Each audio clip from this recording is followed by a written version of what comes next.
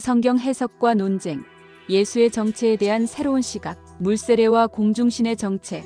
이 세상은 마귀의 세상이므로 하나님의 뜻을 이루는 역사가 시작되면 마귀가 방해 공작을 하지 않겠습니까?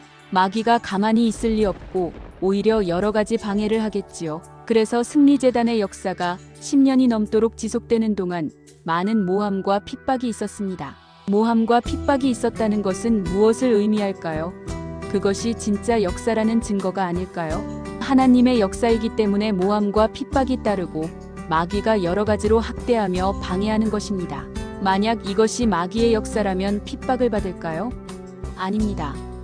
마귀가 자기 편을 핍박할 이유가 없기 때문입니다. 그러므로 우리는 진짜 구세주와 가짜 구세주를 분별해야 합니다. 성경을 보면 예수가 구세주가 아니라 마귀의 자식이라고 기록되어 있습니다. 그렇다면 성경 말씀대로 예수는 마귀의 자식일까요? 하나님의 자식일까요? 성경에 그렇게 기록되어 있다면 마귀의 자식이 맞습니다. 성경에서 처음으로 예수를 하나님의 아들이요 구세주라고 증거한 사람은 세례 요한입니다.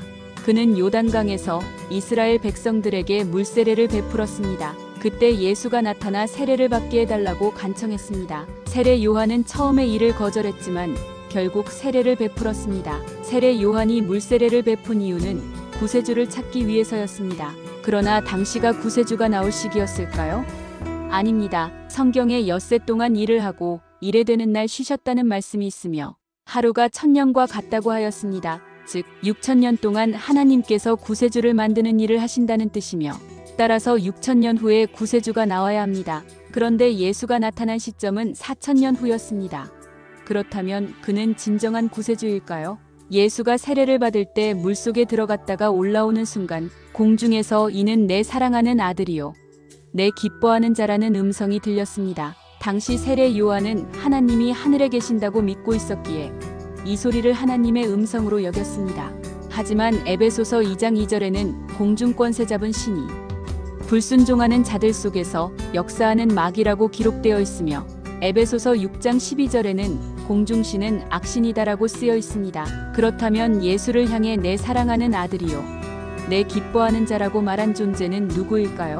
성경의 기록에 따르면 공중신은 마귀이므로 이는 마귀의 음성이었던 것입니다.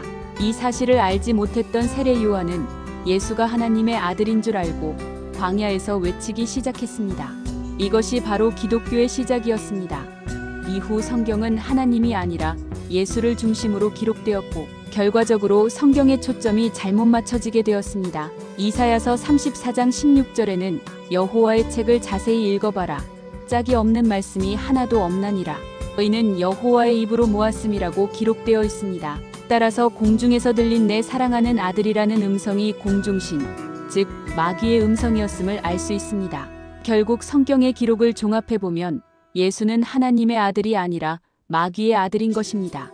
기독교 신자가 35억 명이 넘어도 이 진리는 변하지 않습니다. 성경 자체가 예수를 마귀의 아들이라고 증거하고 있으므로 이는 변할 수 없는 사실입니다. 감사합니다.